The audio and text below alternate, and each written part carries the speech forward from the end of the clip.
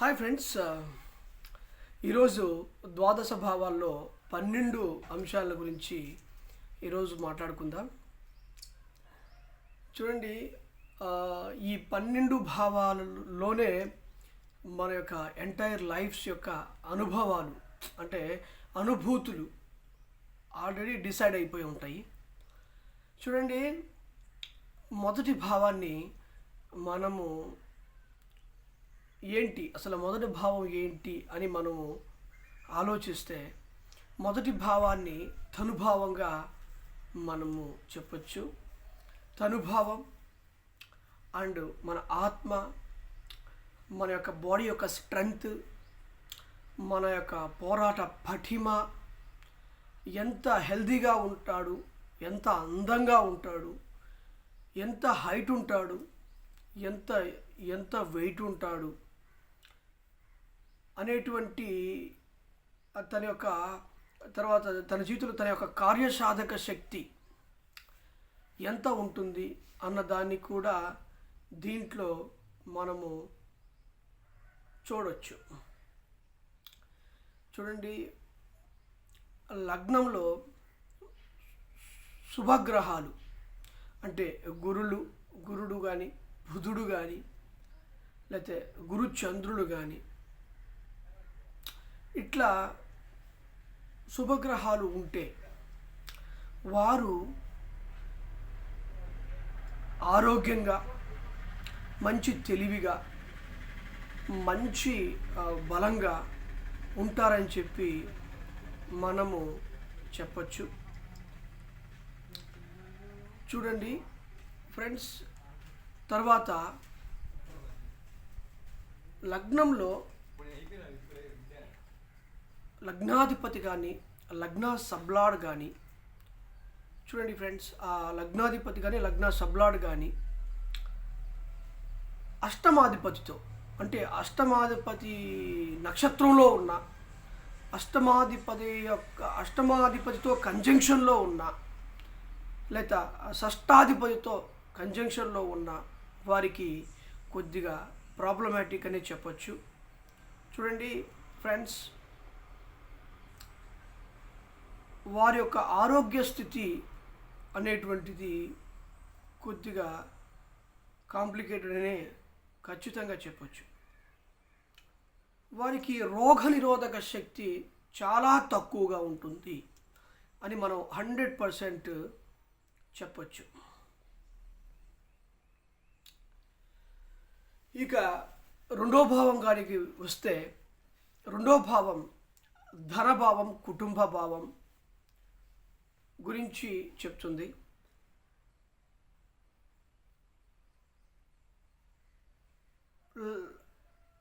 Second house, రెండో భావం యొక్క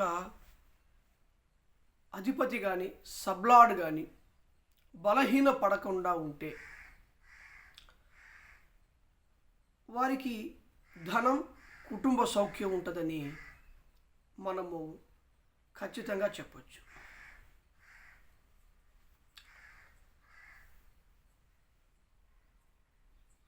మూడవ భావానికి గురించి చెప్తే, ఇక మూడవ భావానికి వచ్చినప్పుడు, మూడవ భావం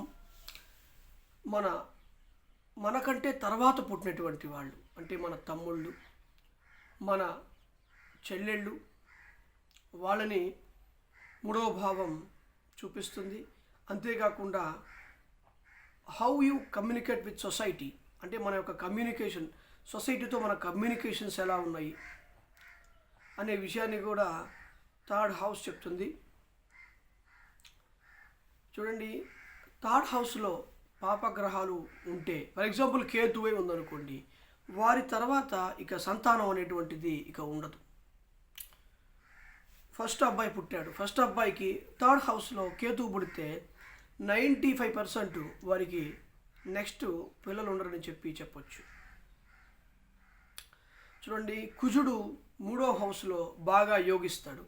ఎందుకంటే ఈ మూడో హౌస్ అనేటువంటిది ఒక పోరాట పటిమను తెలియజేస్తుంది, మనం సొసైటీతో కమ్యూనికేట్ చేసే విధానాన్ని తెలియజేస్తుంది. అంటే మనం ఎలా కమ్యూనికేట్ చేస్తున్నాం, ఎలా మనం బతుకుతున్నాం. చూడండి, ఈ న్యూస్ రిపోర్టర్స్, వీళ్ళందరూ కూడా థర్డ్ హౌస్ అనేది చాలా బలంగా ఉంటుంది వీళ్ళకి. న్యూస్ చెప్పేటువంటి వాళ్ళకి, కమ్యూనికేషన్స్ నోటితో సంభాషించేటువంటి వాళ్ళకి థర్డ్ హౌస్ అనేది ఎక్సలెంట్గా ఉంటుంది. అందుకే వాళ్ళు అంత చక్కగా మాట్లాడగలుగుతారు ఫ్రెండ్స్. అండ్ ఈ ఈ ఈ హౌస్కి పాజిటివ్ సిగ్నిఫికెన్స్ అంటే దీని యొక్క సబ్లాటికి కానీ లగ్నాధిపతి దీని యొక్క అధిపతికి కానీ పాజిటివ్ సిగ్నిఫికెన్సెస్ ఉంటే వాడికి కమ్యూనికేషన్స్ బాగుంటాయని, తర్వాత పుట్టిన వాళ్ళతో రిలేషన్షిప్స్ బాగుంటాయని 100% చెప్పుకోవచ్చు. తర్వాత ఫోర్త్ హౌస్ అనేటువంటిది మన యొక్క చాలా చెప్పొచ్చు. ఫోర్త్ హౌస్ అనేటువంటిది తల్లి స్థానం, మన యొక్క ప్రాథమిక విద్యాస్థానము అండ్ చరాస్తులు,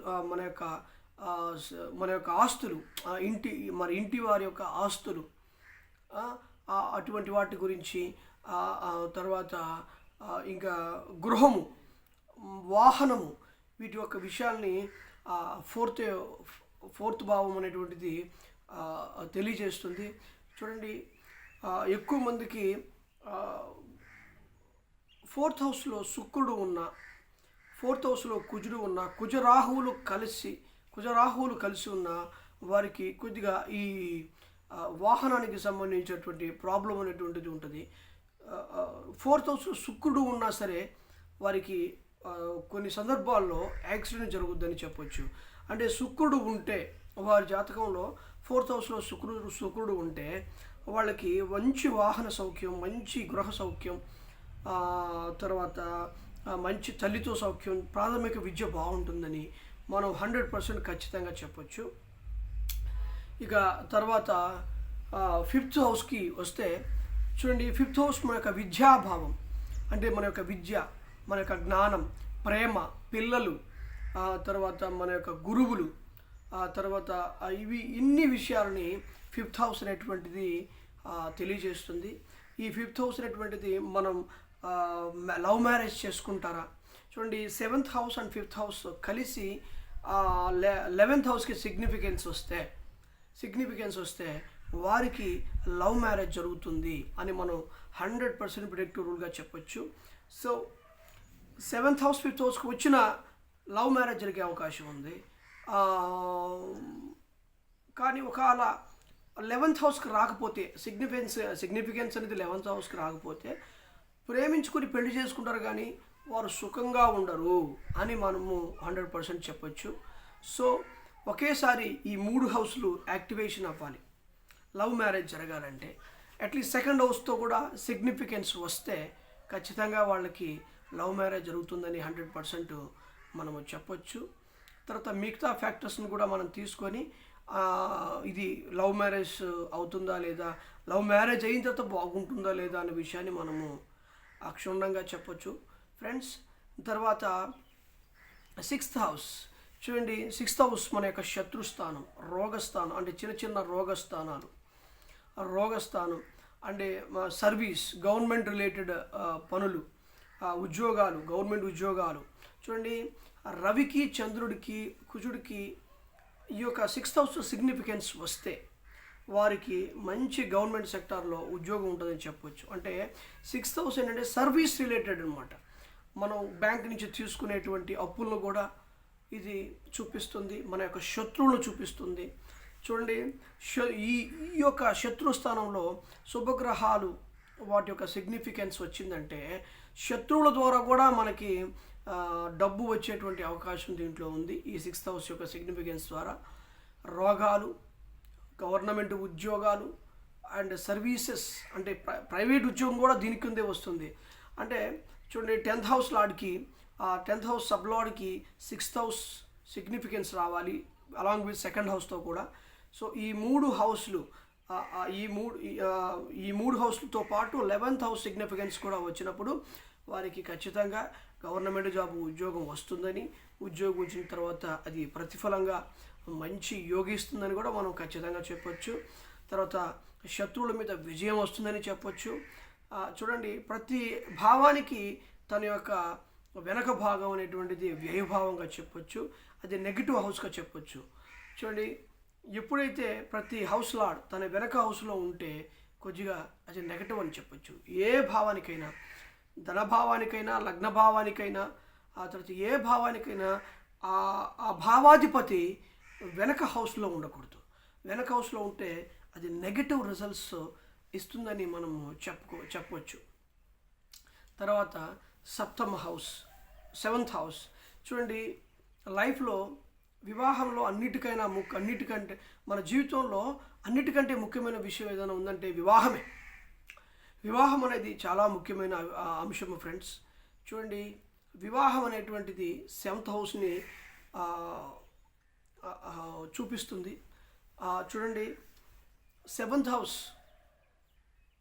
ఇంకా ఏ హౌసులు చూపిస్తాం? మన వ్యాపారం, మన యొక్క సొసైటీ, తర్వాత మన ఒంటరి జీవితం, మనం ఒంటరిగా ఉంటామా, అందరితో కలిసి ఉంటామా అన్న విషయం కూడా ఈ యొక్క జాతకంలో ఈ యొక్క 7th హౌస్ సిగ్నిఫికెన్స్ ద్వారా మనం చెప్పొచ్చు. 7th హౌస్కి 2nd హౌస్కి మంచి రిలేషన్షిప్ ఉంటే వారికి వివాహం అవుతుందని చెప్పొచ్చు. అదే 5th హౌస్తో కలిపితే లవ్ మ్యారేజ్ అవుతుందని చెప్పొచ్చు. అది ఈ 7th house, 2nd house, 5th house, 11th house significance కానీ వస్తే లవ్ మ్యారేజ్ జరిగి ఎంతో సుఖ సంతోషాలతో ఉంటారని కూడా మనము 100% ప్రిడిక్ట్ చేయొచ్చు. అండ్ తర్వాత చూడండి, వ్యాపారాన్ని కూడా 7th హౌస్ అనేది చూపిస్తుంది. భాగస్వామ్యాన్ని, మన భార్యని చూపిస్తుంది, వ్యాపారాన్ని చూపిస్తుంది. అండ్ ఇంకా తర్వాత మన ఎదురు సొసైటీ వారిని కూడా చూపిస్తుంది. ఓకే ఫ్రెండ్స్, ఇది 7th హౌస్ గురించి వాటి యొక్క ఇండికేట్ చేసేటువంటి అంశాలు. 7th హౌస్ ద్వారా మనం చెప్పుకోవచ్చు. తర్వాత 8th హౌస్ గురించి మాట్లాడుకుంటే, 8th హౌస్ అనేటువంటిది ఇట్స్ ఏ సీక్రెట్ హౌస్. చూడండి, ఈ సీక్రెట్ హౌస్ అనేటువంటిది ప్రతి ఒక్కరికి వారి జీవితంలో కొన్ని పర్సనల్స్ ఉంటాయి. ఎవరికూ చెప్పుకోలేనటువంటి కొన్ని అంశాలు ఈ హౌస్లోనే దాగి ఉంటాయి. చూడండి, ఈ హౌస్లో అత్తగారి నుంచి వచ్చేటువంటి ఆస్తిపాస్తులు, వారికి రహస్యంగా సంపాదించేటువంటి డబ్బులు, అంటే ఫర్ ఎగ్జాంపుల్ షేర్ మార్కెట్.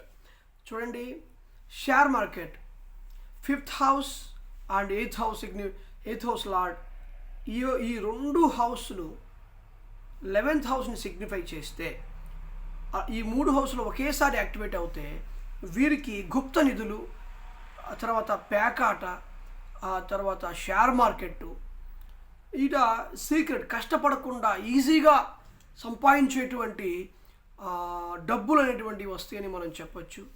చూడండి, ఇంకొక విషయం చెప్తాను. ఆయుష్ను కూడా ఈ 8th హౌస్లోనే మనం చూస్తాము. చూడండి, 8th హౌస్ని శని సిగ్నిఫై చేస్తే వారికి పూర్ణాయుష్ ఉంటుందని చెప్పచ్చు. అంటే మినిమం, అంటే పూర్ణాయుష్ అంటే 20 years, కానీ ఈ కలియుగంలో పూర్ణాయుష్ అంటే 80 years మాత్రమే మనం పరిగణలోకి తీసుకోవచ్చు. చూడండి, ఈ హౌస్ని ఎవరు సిగ్నిఫై చేస్తే వారు అంత ఆయుష్నిస్తారు. శని లాంటి పెద్ద గ్రహం, గురు లాంటి పెద్ద గ్రహం సిగ్నిఫై చేస్తుంది అనుకోండి, వారికి కొద్దిగా పూర్ణాయుష్ ఉందనే చెప్పచ్చు. చూడండి, ఈ ఆయుష్ గురించి నేను ఫర్దర్గా వీడియోస్ చేస్తాను. దాంట్లో చూసి మీరు చక్కగా అర్థం చేసుకోండి. ఇది 8th హౌస్ గురించి ఫ్రెండ్స్. అంటే 8th హౌస్ ఏంటి? ఆయుష్, తర్వాత దీర్ఘకాలిక వ్యాధులు, తర్వాత సీక్రెట్గా వచ్చేటువంటి మనీ, అత్తగారింటిగా నుంచి వచ్చేటువంటి మనీ, ఆడవాళ్ళకైతే మాంగళ్య స్థానం, యాక్సిడెంట్స్, ఇటువంటి విషయాలని 8th హౌస్ అనేటువంటిది సూచిస్తుందని 100% మనం చెప్పొచ్చు. తర్వాత చూడండి ఫ్రెండ్స్, తర్వాత ఇంకా ఏం చెప్పొచ్చు అంటే 9th హౌస్. చూడండి, 9th హౌస్ అనేటువంటిది ఒక భాగ్యస్థానం, మన తండ్రి స్థానం, మన యొక్క ఆధ్యాత్మిక స్థానం. మనం పూర్వజన్మ పుణ్యస్థలం. చూడండి కోణస్థలాలు 1, 5, 9 ఇవి ఈ కోణస్థలాలు పూర్వజన్మ పుణ్యస్థలాలుగా మనం చెప్పొచ్చు. చూడండి 159 లాట్స్ వాళ్ళు మన జాతకాన్ని ఎక్కువగా ప్రభావితం చేస్తే మన లగ్నాన్ని, మన భార్య స్థానాన్ని, పిల్లల స్థానాన్ని, తర్వాత మన ఉద్యోగ స్థానాన్ని వాళ్ళు కానీ సిగ్నిఫై చేశారనుకోండి, చూడండి ఆ విషయంలో వారికి లైఫ్ లాంగ్ బాగుంటుంది. 1st house, 5th house and 9th house ఈ 3 హౌస్లు అనేటువంటి కోణ స్థానాలుగా మనం చెప్పొచ్చు. ఈ 3 స్థానాల అధిపతులు కంజంక్షన్ అయ్యి ఏ స్థానంలో పడతారో ఈ 3 హౌస్లకు సంబంధించినటువంటి లార్డ్స్, ఫర్ ఎగ్జాంపుల్కి వృషభ లగ్నం తీసుకుందాం. 1st హౌస్ లార్డ్ శుక్రుడు, 5th హౌస్ లార్డ్ బుధుడు అండ్ 9th హౌస్ లార్డ్ శని. చూడండి ఈ ముగ్గురు కలగలిపి ఒక భావంలో ఉన్నారనుకోండి, ఆ భావం దాని ఎదురుగా చూసేటువంటి భావం ఎక్సలెంట్గా ఉంటుంది. ఫర్ ఎగ్జాంపుల్కి 10th ఉన్నారనుకోండి, బుధుడు శుక్రుడు శని ఈ ముగ్గురు కలిపి 10th హౌస్లో ఉంటే వాళ్ళ ఉద్యోగ స్థానం బాగుంటుంది. వాళ్ళు ఎదురుగా చూసేటువంటి 4th హౌస్ తల్లి స్థానం, ఇంటి స్థానం, వాహన స్థానం, సౌకర్యాలు ఇవన్నీ కూడా ఎక్సలెంట్గా ఉంటుంది. తర్వాత 7లో ఉన్న లగ్నంలో ఉన్న ఆ ప్లేస్ ఎక్సలెంట్గా ఉంటుందని మనం 100% చెప్పొచ్చు ఫ్రెండ్స్.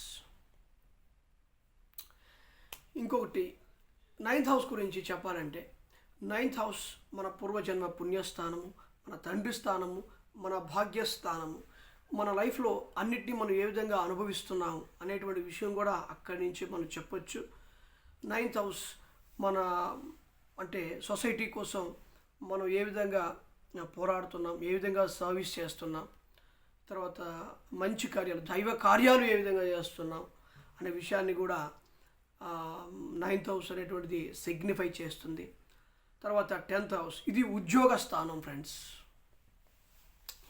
చూడండి నేను చాలామంది జాతకాల్లో చూశాను, 10th హౌస్ని, 2nd హౌస్ని, 7th హౌస్ని, ఈ హౌసెస్ని శని సిగ్నిఫై చేశాడు అనుకోండి, ఉద్యోగాన్ని సిగ్నిఫై చేస్తే శని ఎప్పుడు లేట్గా ఇవ్వటమే కదా తన యొక్క నేచర్. చూడండి ఒక రాశిలో 2.5 సంవత్సరం ఉంటారు శని గారు. అప్పుడు ఆ హౌస్కు సంబంధించిన విషయాన్ని, తను ఎదురుగా చూసేటువంటి అంశాన్ని, తర్వాత తను ఏ విషయంలో, తను ఏ నక్షత్రంలో ఉన్నటువంటి నక్షత్రం, ఫర్ ఎగ్జాంపుల్కి చంద్రుడు నక్షత్రంలో ఉన్నాడు అనుకోండి, ఆ చంద్రుడు సిగ్నిఫై చేసే అంశాలన్నీ కూడా లేట్ చేస్తాడు శని. తర్వాత లగ్నంలో ఉన్నాడు అనుకోండి శని, వారికి కొద్దిగా లేజినెస్ అనేటువంటిది వస్తుంది. తర్వాత 7th హౌస్లో ఉంటే మ్యారేజ్ లేట్ అవుతుంది. ఒకవేళ తొందరపడి మ్యారేజ్ చేసుకున్న ఆ మ్యారేజ్ క్యాన్సిల్ అయిపోయే అవకాశం కూడా ఉందని మనం 100% ప్రిడిక్టబుల్గా చెప్పొచ్చు. తర్వాత ఇంకా ఎక్కువ ఈ 10th హౌస్ అనేటువంటిది మన యొక్క ఉద్యోగ స్థానం, మన రాజ్యస్థానం, మన కీర్తి స్థానం, మన వంశ వృక్ష స్థానం కూడా. చూడండి ఒక్క హౌస్కి ఇన్ని రకాల సిగ్నిఫికెన్సెస్ ఆస్ట్రాలజీలో ఇవ్వబడ్డాయి ఫ్రెండ్స్. చూడండి ఈ 10th హౌస్ గురించి తర్వాత ఫర్దర్ వీడియోస్లో ఇంకా అవి ఏ విషయాన్ని సిగ్నిఫై చేస్తుంది అనే విషయం మనం చెప్తాను. ఇప్పుడు 11th హౌస్ చూడండి ఫ్రెండ్స్, 11th హౌస్ ప్రతి ఒక్కరికి అవసరమే. ఫుల్ఫిల్మెంట్ ఆఫ్ డిజైర్స్, మన కోరికలు నెరవేర్చుకోవటం అనేటువంటిది ఈ యొక్క హౌస్ అనేది సిగ్నిఫై చేయాలి. చూడండి ధనభావం కానీ, భార్యాభావం కానీ, పిల్లల భావం కానీ, ఉద్యోగ భావం కానీ, ఏ భావం అయినా సరే ప్రతి భావం 11th హౌస్ని సిగ్నిఫై చేస్తేనే ఆ విషయం పట్ల వాళ్ళు తృప్తిగా ఉంటారని మనం 100% చెప్పొచ్చు. ఏ విషయాలైతే ఆ 10th హౌస్ని సిగ్నిఫై చేస్తున్నాయో ఆ హౌస్లన్నీ కూడా, ఆ భావాలన్నీ కూడా ఫుల్ఫిల్మెంట్ అవుతాయి ఈ జన్మలో.